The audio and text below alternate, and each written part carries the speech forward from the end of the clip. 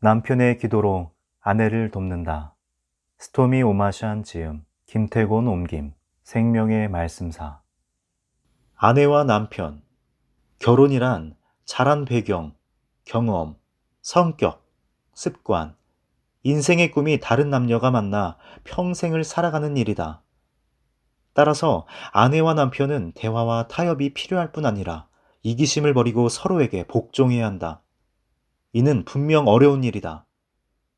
결혼을 허락하신 하나님은 어쩌면 우리에게 불가능한 일을 요구하시는지도 모른다. 하지만 하나님의 궁극적인 목적은 결혼을 통해 우리를 성숙한 인간으로 자라게 하시는 것이다. 하나님은 우리가 결혼을 통해 온전한 사람이 되기를 원하신다. 그러기 위해서는 우리를 사랑하시는 그리스도의 사랑을 본받아야 한다. 따라서 하나님과의 대화가 먼저 이루어져야만 남편과 아내의 대화도 가능해진다. 무엇보다도 남편이 아내를 위해 기도해야 한다. 아내를 위한 남편의 기도는 강력한 힘을 발휘한다. 만물을 지으신 하나님은 우리 기도에 귀 기울이신다. 원수 마귀는 하나님이 맺어주신 결혼 관계를 파괴하려고 온갖 수단을 동원한다. 하지만 하나님을 의지하면 원수의 공격을 능히 물리칠 수 있다. 아내의 어떤 점이 변화되기를 원하는가? 아내의 변화를 위해 기도할 때 삶에서 하나님의 놀라운 일들이 이루어진다. 기도하지 않고 자신의 지혜와 노력만으로 결혼 생활을 이끌어 가려고 하면 성공 여부는 불투명하다. 하지만 기도한다면 확실한 성공이 보장된다. 아내를 위한 남편의 기도는 아내를 변화시킬 뿐 아니라 남편 자신에게도 변화를 가져다 준다. 아내 스토미와 결혼 생활을 해오면서 나는 수많은 기적을 체험했다. 그녀가 과거의 실패에서 벗어날 수 있었던 것이나 위급한 상황에서 목숨을 건질 수 있었던 것, 작가로서의 사역이 활기를 띠게 된 일들이 모두 기도응답으로 이루어졌다. 아내를 위한 내 기도가 그녀의 삶을 더욱 풍요롭게 만든다는 사실을 체험할수록 나는 하나님이 그 기도를 통해 나 자신의 믿음을 굳세게 하시고 그 과정에서 나를 변화시키고 축복하신다는 점을 깨닫게 된다. 내가 본서를 추천하는 이유는 아내를 위한 남편의 기도에 하나님이 응답해 주신다는 이와 같은 자신감이 있기 때문이다. 본서를 통해 독자들이 많은 유익을 얻게 되리라고 확신한다. 본서를 집필하는 아내를 지켜보며 열심히 그녀를 위해 기도했기 때문이다. 아내를 얻는 자는 복을 얻고 여호와께 은총을 받는 자니라. 잠언 18장 22절 말씀. 기도로 아내를 돕는다. 본서를 읽는 남편들에게 감사한다. 혹시 아내의 강요에 못 이겨 본서를 읽게 되었다면 아내의 정성을 보아 기꺼이 읽어주면 좋겠다. 본서를 읽게 된 계기는 여러 가지일 것으로 생각한다. 1. 좋아하는 의자 혹은 베개 위, 서류 가방, 도구 상자, 아니면 자동차의 앞좌석, 책상, 텔레비전 위에서 우연히 본서를 발견한 경우. 2. 기도하는 아내가 아내를 위해 기도하지 않는 죄를 범치 말아달라는 마음에서 본서를 사다 준 경우. 3. 아내를 위해 기도하고 싶은데 어떻게 할지 몰라 스스로 구입한 경우. 4. 결혼 생활에 항구적이고 의미 있는 변화가 일어나기를 원하는 마음에서 본서를 찾게 된 경우. 5. 이미 아내를 사랑하고 위해서 기도하고 있지만 좀 더 새롭고 효과적인 방법을 배우려고 본서를 읽는 경우. 6. 약간은 회의적이지만 친구의 추천에 못 이겨 읽는 경우. 7. 삶의 위기를 맞아 약간의 도움이라도 얻고 싶어 읽는 경우. 어떤 것이 계기가 되어 본서를 읽게 되었든지 어쨌든 본서를 읽어주는 것만으로 감사하고 싶다. 그 자체만으로 이미 훌륭한 남편이 될 자격을 갖추었다고 하겠다. 본서에 투자하는 노력과 시간은 결코 헛되지 않을 것이다. 분명 본서를 통해 큰 유익을 얻게 될 것이다. 남편이 아니라 아내가 본서를 쓴 이유. 아마 왜 스토미의 남편이 쓰지 않았을까라고 묻고 싶을 것이다. 대답은 간단하다. 마이클도 다른 많은 남편들처럼 바쁘기 때문이다. 대개 남자들은 갈 곳도 많고, 만날 사람도 많고, 부양할 가족을 거느린 할 일 많은 사람들이다. 그들은 나름대로 살아야 할 삶이 있고, 음식도 즐겨야 하고, 스포츠도 관전해야 하고, 텔레비전도 봐야 한다. 무엇보다도 그들은 책을 쓸 만큼 인내심이 강하지 않다. 마이클도 이 범주에서 벗어나지 못한다. 물론 그렇다고 해서 마이클이 기도하지 않는다는 말은 아니다. 하지만 그는 기도할 때 그렇게 많은 말을 하지 않는다. 사실 마이클은 왜 남편의 기도로 아내를 돕는다를 당신이 쓰지 않았죠? 라는 질문을 받을 때마다 제가 썼다면 아마 그 책은 잡지처럼 그림도 많고 행간도 아주 넓은 책이 되어버렸을 것입니다. 라고 간단히 대답하곤 한다. 물론 마이클의 간단명료한 성격이 내게는 전혀 문제가 되지 않는다. 그의 기도는 매우 간결하지만 짧게 기도한다고 해서 잘못된 것은 없다. 오히려 짧게 핵심을 찌르는 남편의 기도는 강력한 힘이 있다. 하나님이 아내로 하여금 남편의 영적 권위에 복종하게 하신 것도 바로 이런 이유에서다. 남편의 기도가 응답을 받느냐 아니냐는 그가 영적 권위를 어떻게 행사하느냐에 달려있다. 다음 장에서 이 문제를 자세히 논하고자 한다. 아내의 기도로 남편을 돕는다가 성공을 거두면서 나는 전국을 돌아다니며 수천 명의 여성들에게 강연을 했고 그들의 남편들과 1대1로 대화를 나눌 수 있었다. 나는 남편과의 관계가 좀 더 좋아지기를 원하는 모든 아내의 소망을 읽을 수 있었다. 그들은 성공적인 결혼 생활, 곧 남편과 자신에게 만족과 기쁨이 되는 결혼 생활을 간절히 바랐다. 그들은 하나님의 뜻에 따라 남편들을 위해 기도할 때 많은 기도 응답을 받았다고 했다. 그것은 참으로 고무적인 일이 아닐 수 없었다. 그들은 내게 서신과 개인적인 말을 통해 남편의 기도로 아내를 돕는다를 써달라고 간곡히 부탁했다. 하지만 정작 책을 쓰겠다는 마음을 갖게 된 것은 남편들이 그렇게 요구하면서부터였다. 많은 남편들이 아내를 위해 기도하고 싶지만 어떻게 해야 할지 잘 모르겠어요. 그걸 알려주는 책을 써주면 좋겠어요. 라고 했다. 나는 남편 마이클에게 많은 부부들이 계속해서 책을 써달라고 요구한다고 하면서 슬쩍 말을 꺼냈다. 그 책은 당신이 써야 하지 않을까요? 그는 쇼핑을 가자고 할 때마다 짓는 표정으로 나를 쳐다보았다. 절대 아니에요. 작가는 당신이고 나는 음악가일 뿐이에요. 마이클은 단호히 잘라 말했다. 그렇다면 서문 정도는 써줄 수 있죠? 그 정도는 해줄 수 있죠. 그러면 나를 위한 당신의 기도가 하나님께 응답받은 경우들을 목록으로 만들어 줄 수 있어요? 그리고 내가 책을 쓰는 동안 기도해 줄 거죠? 1년 내내 말이에요. 얼마든지요. 결국 남편의 열성적인 도움과 수많은 아내와 남편들의 격려 덕분에 나는 본서를 쓸 사람으로 선정된 셈이다. 나는 이러한 지지와 격려를 결코 가볍게 생각하지 않았다. 마이클은 비록 책은 쓰려고 하지 않았지만 이 책을 뮤지컬로 만들 수 있다면 기꺼이 연주해 주겠다고 했다. 본서를 읽어야 할 또 하나의 이유. 본서의 집필 여부를 놓고 기도하면서 한 가지 깨달음을 얻었다. 주님이 나에게 본서를 쓰게 하신 주된 이유 가운데 하나는 남편이 아내를 위해 무엇을 기도해 주어야 하는지를 아내인 내가 더 잘 알고 있기 때문이었다. 만일 남편이 이 책을 쓸 경우에는 아전인수격인 이기적인 내용을 담을지도 모른다. 어쨌든 본서가 아내와 남편들에게 커다란 축복이 될 수 있도록 기도해 주면 좋겠다. 앞서 말한 대로 많은 남편들이 본서를 집필해 줄 것을 요청했다. 흔히 정치 문제에 관해 여론조사를 할 때는 일정한 사람들을 선정해 의견을 묻는 것이 보통이다. 마찬가지로 함께 대화를 나누었던 남편들이야말로 내게는 의견을 청취할 수 있었던 소중한 자원이었다. 나는 본서에 그 대화를 통해 얻은 내용을 담았다. 따라서 본서는 내가 쓰긴 했지만 사실은 그들의 생각을 담은 그들의 책이라 하겠다. 우리 부부의 과거. 마이클과 나는 28년 동안 결혼 생활을 했다. 처음 14년 동안 우리는 많은 갈등과 다툼 속에서 살았다.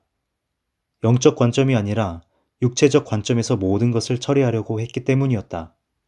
우리는 각자 상대방이 자신이 원하는 대로 움직여주기를 바랐고, 하나님의 능력에 의지하기보다는 스스로 문제를 해결하려고 했다.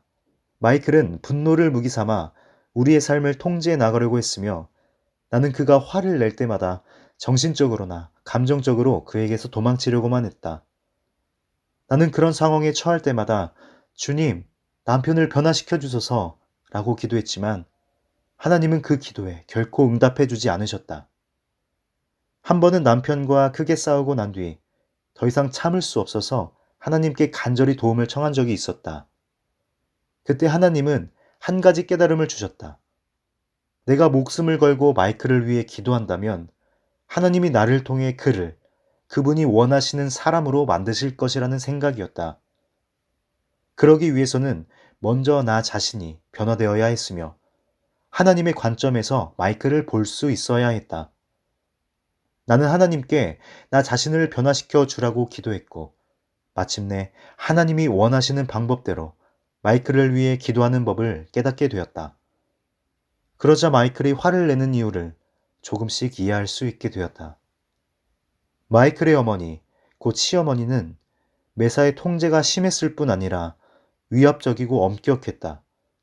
어머니는 그의 성향과 소질을 충분히 고려하지 않고 그의 능력과 재능을 훨씬 뛰어넘는 일을 요구했다. 마이클이 항상 우등생이기를 원했기 때문에 그는 원인 모를 독서장에 시달렸다. 어머니는 그가 의사가 되기를 원했지만 그는 음악에 소질이 있었다. 어머니는 성공과 출세를 원했지만 그의 성적은 별로 좋지 못했다. 어머니는 그의 문제를 이해할 수 없었으며 그 역시 그런 어머니를 이해하기 못하기는 마찬가지였다. 아마도 마이클이 화를 잘 내는 것은 그런 어머니 밑에서 자랐던 영향이 크다고 생각된다.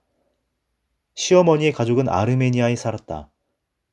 그곳 사람들은 잔인한 터키군에게 무참히 살해되었다. 시어머니의 어머니, 곧 마이클의 외할머니는 자녀들이 고문당하고 살해되는 모습을 바로 코앞에서 지켜보아야 했다.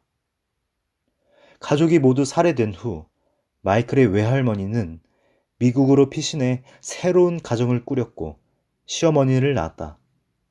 끔찍한 기억, 가난하고 배우지 못하면 서럽고 비참한 삶을 살 수밖에 없다는 생각, 낯선 나라에서 소수 인종으로 살아야 하는 긴장감 등이 마이클의 외할머니와 어머니의 마음을 항상 지배했다. 그들은 열심히 공부하고 부지런히 일하는 것이야말로 불행한 전철을 되밟지 않는 길이라고 굳게 믿었다. 자연히 그들의 생각대로 잘 따르지 못하는 자녀는 특별히 문제가 되었다. 더욱이 음악을 해서는 확실한 직업이 보장되지 못한다고 생각했기 때문에 더욱더 그랬다. 경제 대공황을 겪으면서 시어머니의 두려움은 더욱 커졌다. 공황 이후 몇 년간 어머니가 마이클을 키우면서 가장 많이 사용했던 말은 생존, 안정, 근면, 성취, 우등생 같은 것들이었다. 어머니는 학업 부진, 음악적 재능, 하나님의 소명 등과 같은 말들은 결코 이해하지 못했다. 그래서 마이클을 다루기 힘들고 부모 말을 안 듣는 아이라고만 생각했다. 마이클은 항상 그를 부족하게만 여겼던 어머니 밑에서 많은 어려움을 겪어야 했다. 이런 말들은 내가 시어머니에게 직접 들은 것이기 때문에 모두 사실이다. 안타깝게도 어머니는 우리가 결혼한 지 1년도 채 안 되어 암에 걸려 세상을 뜨셨다. 비록 짧은 기간이었지만 내게는 참으로 좋은 시어머니셨다. 병마와 싸우는 동안 어머니의 인생관은 완전히 바뀌었다. 우리가 결혼한 지 얼마 안 되었을 때 어머니는 이런 말씀을 하셨다. 내가 마이클에게 너무 가혹했던 것 같구나. 이제서야 내가 무슨 잘못을 저질렀는지 알 것 같다. 사람은 죽음을 눈앞에 두어야 무엇이 진정 중요한 것인지 알게 되나 보다. 아마 마이클은 나 때문에 많은 분노와 좌절감을 경험했을 게야. 그 애를 너무 몰아붙였어. 그 애에게 너무 많은 것을 기대했어. 어머니는 그러고 나서 결혼 전에 들려주었던 마이클에 관한 이야기를 다시 시작하셨다.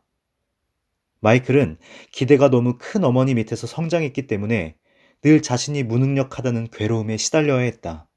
결국 19세 때 극도의 신경쇠약에 걸렸다. 당시 그는 낮에 대학에 다녔다. 독서 장애가 있는 그에게는 그것만으로도 큰 부담이었는데 밤에는 클럽에서 연주하며 돈을 벌어야 했다.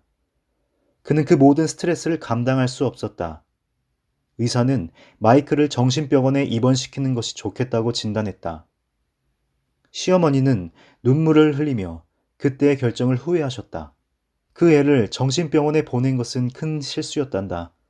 그 애는 입원할 만큼 그렇게 큰 병을 앓고 있지 않았어.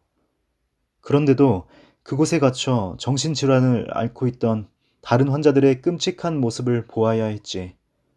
틀림없이 그 경험이 마이클에게 도움이 되기보다는 해가 되었을 게다. 마이클이 입원하기 전날 밤, 사촌이 주님을 영접하게 했다. 그는 신자가 되었지만 영적인 일은 전혀 이해하지 못했다. 결국 정신병원에서의 생활은 그에게 극도의 두려움만 안겨주었다. 그가 느꼈던 가장 큰 두려움은 정신병원에서 일생을 마치게 될지도 모른다는 생각이었다. 결혼 후 15년이라는 세월이 흐를 때까지만 해도 그는 피로와 스트레스로 시달릴 때는 혹시 정신병원에 가게 될까봐 불안해했다. 시어머니는 슬픈 표정으로 말씀하셨다. 나중에 의사가 미안하다고 사과하더구나. 그는 마이클을 입원시킨 것이 잘못이었다고 했어. 나도 그렇게 생각한다. 마이클은 그때 이후로 더 큰 좌절과 불안을 맛보아야 했거든.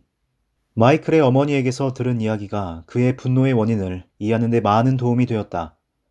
나는 그가 어머니에 대한 미움과 분노를 내게 퍼붓는다는 사실을 알게 되었다.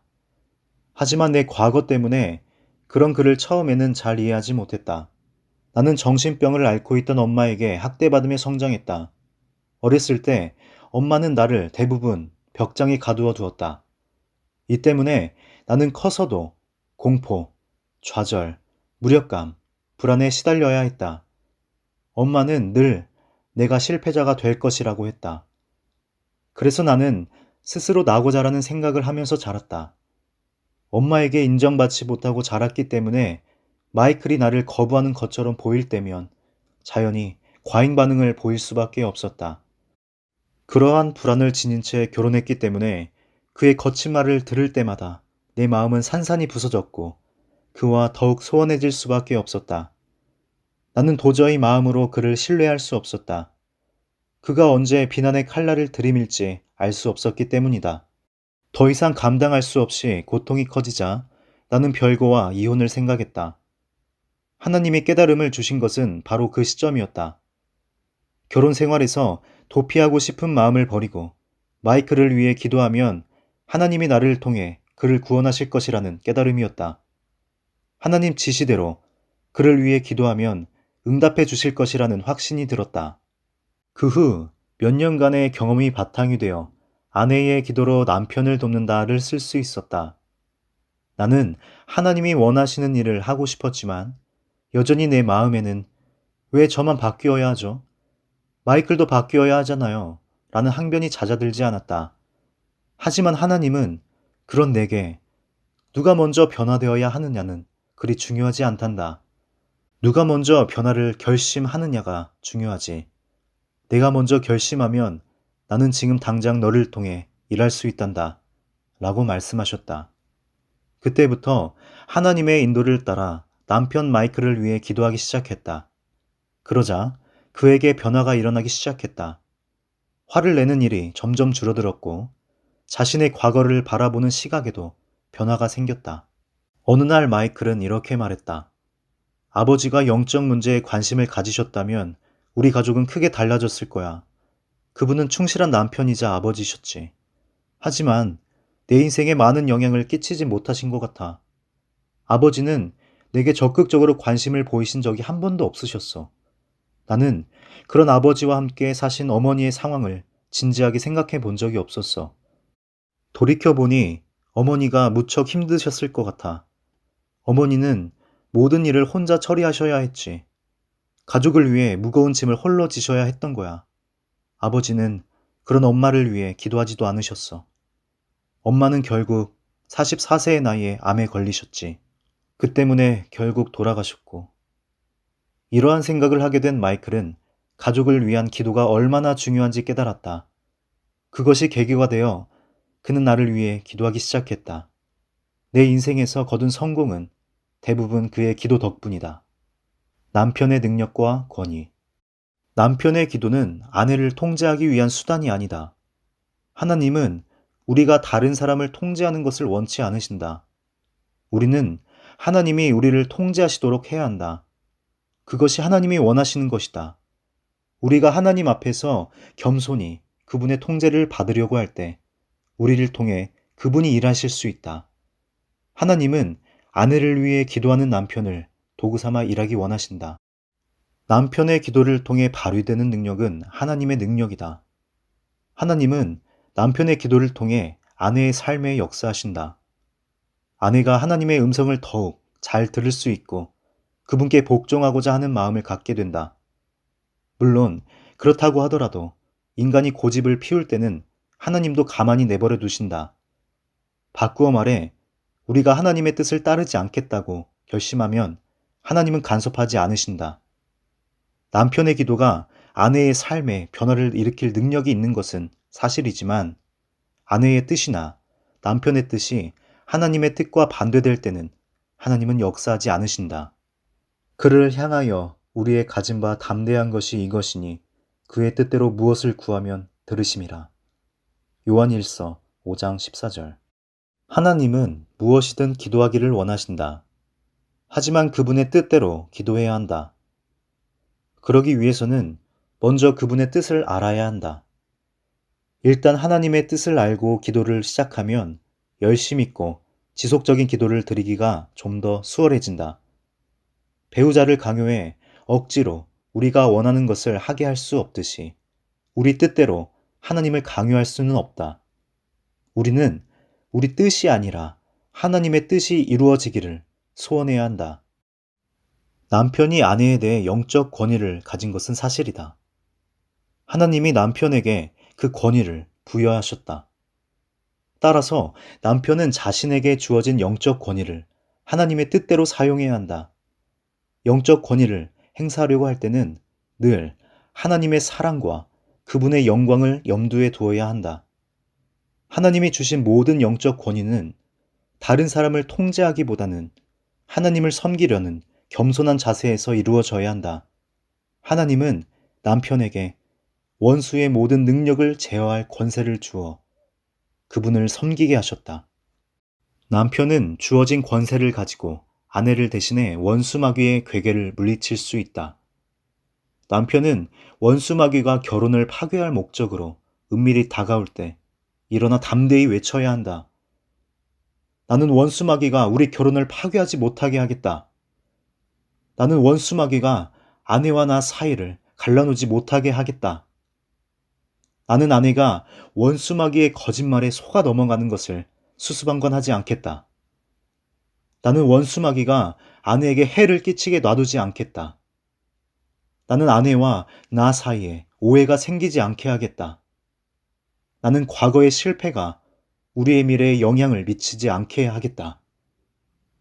이렇게 외친 다음 기도하고 또 기도하라. 기도할 때 아내나 남편을 대적하는 원수 마귀의 어떤 공격도 뜻을 이루지 못하게 된다. 기도는 결혼 관계를 변화시킨다. 본서의 서두에 인용한 성경 구절 잠언 18장 22절을 기억하는가? 아내를 가졌다는 것 자체가 이미 하나님의 은총을 받았다는 증거다. 결혼으로 인해 주어진 하나님의 축복은 많다. 하나님은 남편과 아내가 한 몸이 될 것이라고 선언하셨다. 이는 남편과 아내가 서로에게 지대한 영향을 끼치는 관계임을 뜻한다. 아내가 행복하면 남편도 행복해진다. 남편이 축복받으면 아내도 축복받는다. 반면 아내가 불행하면 남편도 불행해진다. 아내의 문제가 남편의 문제가 되고 남편의 문제가 아내의 문제가 된다. 이것이 바로 아내를 위해 기도해야 할 이유다. 남편의 기도는 아내와 남편 둘 다에게 모두 영향을 미친다. 삶의 문제를 놓고 기도하지 않는다는 것은 그것을 우연에 맡기는 것과 같다. 결혼 생활을 결코 우연에 맡겨서는 안 된다. 결혼 생활을 하다 보면 어려운 때도 있고 의견이 대립되는 경우도 있다. 물론 때로는 오해로 인해 상처받기도 하고 상대에게 이기적이고 완고할 때도 있다. 이 모든 것은 결국 우리가 인간이라는 증거다. 하지만 이럴 때 어떻게 되겠지 하고 방치해버리면 심각한 어려움에 봉착하게 된다. 오직 기도만이 이런 일들을 극복할 수 있다. 분주한 생활, 일, 다툼, 자녀 문제, 출세, 권태, 다른 관심사, 오해, 완고한 마음 등이 원인이 되어 부부 사이가 소원해질 수 있다. 하나님은 기도를 통해 부부 사이를 가르는 담을 허무시고 자기를 보호하려는 갑옷을 녹이시며 두 사람이 하나 되게 하신다. 기도할 때 하나님의 도움을 체험할 수 있다. 하나님의 도움을 통해 어그러진 일이 바르게 되고 소원해진 관계가 회복된다. 생기 없는 결혼 생활을 계속 유지할 필요는 없다. 하지만 불행한 삶이냐, 이혼이냐라는 두 갈래의 길만 존재하는 것이 아니다. 부부 사이에 아무리 잘못된 일이 일어나도 하나님은 바로잡아 주실 수 있다. 하나님은 모든 것을 치유하시고 건강하게 만드실 수 있다. 하나님은 기도하는 남편을 도우신다. 아내를 진정으로 사랑하는 방법. 예수님은 서로를 위해 목숨을 버리는 것이 가장 큰 사랑이라고 가르치셨다. 다시 말해, 희생이 따르는 사랑이 진정한 사랑이다. 아내를 위해 희생할 방법은 많다. 무엇보다도 아내를 위한 희생적인 사랑을 보여줄 수 있는 방법은 위에서 기도하는 것이다. 기도는 비교적 적은 시간을 할애해 아내의 유익을 구할 수 있는 최선의 방법이다. 아내를 위한 기도는 궁극적으로 남편의 유익을 위한 것이기도 하다. 아내가 남편에게 듣기 원하는 말들이 많다. 가장 듣고 싶어 하는 4가지 말을 꼽는다면 우선 사랑해, 당신은 참 아름다워, 보너스 나왔어 라는 3가지가 아닐까 싶다. 하지만 아내가 다른 어떤 말보다 남편의 사랑을 느낄 수 있는 말은 당신을 위해 기도했어 라는 말일 것이다. 남편이 자신을 위해 기도한다는 말을 들을 때마다 아내는 자신이 남편에게 중요한 존재라는 사실을 새삼 깨닫게 된다. 하나님이 아내의 마음을 부드럽게 해주시기를 원하는가? 부부 사이의 담이 무너지기를 원하는가? 원만한 결혼 생활을 원하는가? 그렇다면 아내를 위해 기도하라. 만일 아내의 사랑과 순종을 원한다면 오늘 당신을 위해 무엇을 기도해 줄까요? 라고 물어라. 그렇게 하면 아내의 사랑을 확실히 얻을 수 있다. 아내는 기도해 주겠다는 남편의 말을 들으면 남편이 자신을 사랑하고 결혼 생활에 지대한 관심을 가지고 있다고 받아들인다. 물론 아내를 위해 기도한다고 말만 하고 실천하지 않을 수도 있다. 하지만 그것은 화를 자초하는 일이다. 아내가 불신자일 경우에는 어떻게 해야 할까? 대부분의 여성들은 영적 감수성을 가지고 있다. 신앙을 가지고 있지 않거나 종교에 관심이 없는 여성들도 마찬가지다. 여성들은 대부분 영적 삶이 존재한다는 사실을 알게 모르게 인정한다. 누구를 위해 기도하든지 기도는 상대의 마음을 감동시킨다. 아내가 주님을 모르는 경우에도 얼마든지 기도할 수 있고 하나님의 응답을 기대할 수 있다. 성경은 믿지 아니하는 아내가 남편으로 인하여 거룩하게 된다고 말한다. 남편은 기도로 아내를 도울 수 있다. 물론 남편의 기도가 아내의 믿음을 대신해 줄 수는 없지만 어쨌든 아내에게 긍정적인 영향력을 행사한다. 한 번에 한 가지씩 기도하라. 아내를 위해 기도할 제목이 많다고 해서 복잡할 것은 없다. 한 가지씩 기도 제목을 선택해 기도하면 된다. 기도의 양에 관해서는 굳이 한계를 정하고 싶지 않다. 하지만 성경은 적게 심는 자는 적게 거두고 많이 심는 자는 많이 거둔다고 말한다. 기도를 더 많이 할수록 더 많은 축복을 거두게 된다. 우리는 흔히 배우자를 위해 기도할 때 긴급한 문제부터 기도한다. 물론 당연히 그렇게 해야 한다. 하지만 일상생활에 기본적으로 필요한 것들을 위해 기도해 주는 것도 매우 중요하다. 물론 배우자에게 이렇다 할 문제가 없는 경우에는 그런 기도를 할 필요를 별로 느끼지 못할 수도 있다. 하지만 작은 불씨가 커져 큰 불이 되는 것을 방지하기 위해서는 늘 배우자의 기본적 필요를 위해 기도해 주어야 한다. 그렇게 할 때 문제가 일어나는 것을 미연에 방지할 수 있다. 무엇보다 계속 기도하는 것이 중요하다. 때로 즉시 응답받는 기도도 있지만 대개는 그렇지 못하다. 예수님은 항상 기도하고 낙망하지 말라고 하셨다. 기도를 계속하면 언젠가는 하나님의 응답을 받게 된다. 기도 응답이 어떤 식으로 나타날 것인지 지나치게 신경 쓰지 말기 바란다. 기도 응답은 우리의 소관이 아니다. 우리 일은 기도하는 것이고 응답은 하나님께 달려 있다. 그분을 신뢰하라.